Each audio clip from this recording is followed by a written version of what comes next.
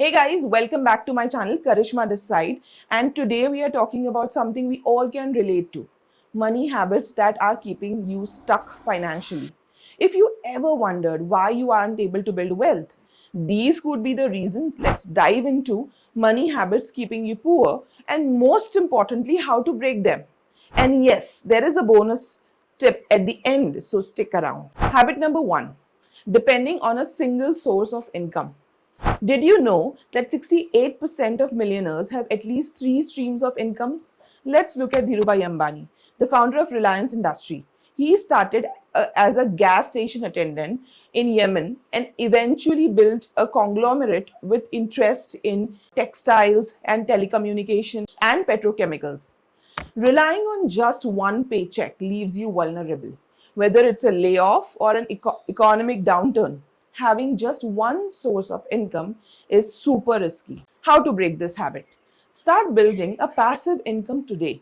For example, if you have some savings, try investing in stocks or mutual funds. Even as low as 5,000 rupees can start earning returns over time. Or if you are passionate about something, turn it into a side hustle like teaching online, creating digital products on platforms like Etsy or Fiverr. I have made a separate video on passive income that you can adopt very easily.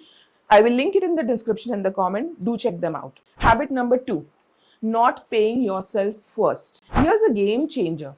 Automate your saving. Studies show that people who automate their savings are 6 times more likely to reach their financial goals. Even Warren Buffett, one of the world's richest people, emphasizes saving before spending. He started with a small investment in a pinball machine business when he was a teenager and reinvested crazy dollars he earned. What we can learn from this is set up an automatic transfer of at least 10% of your average monthly income into your saving or investment account every single month. It's a set it and forget it hack that works wonder. For example, if you are earning 50,000 a month, automate a transfer of 5,000 directly into SIP. Trust me, you will hardly miss it, but over time, it adds up and builds wealth. Habit number three, being uninsured.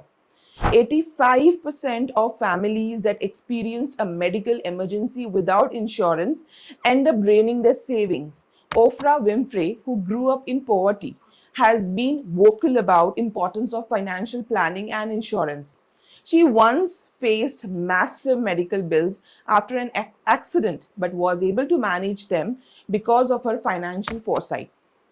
What we can learn from this is having the right insurance is not optional, it is essential. At the very least, get a medical insurance that covers your health expenses, and if you have dependents, a term insurance is a must. Look for family floater health insurance plans which cover entire family at a lower premium. For example, a 10 lakh health insurance plan can cost around 800 per month, depending upon the company you're choosing, which is pretty less than your monthly dining out budget. Habit number four, not tracking your expenditure. Do you know that 60% of people have no idea how much they spend every month? Shocking, right? Ritesh Agarwal, the founder of Oyo Rooms, started his entrepreneurial journey with almost no money.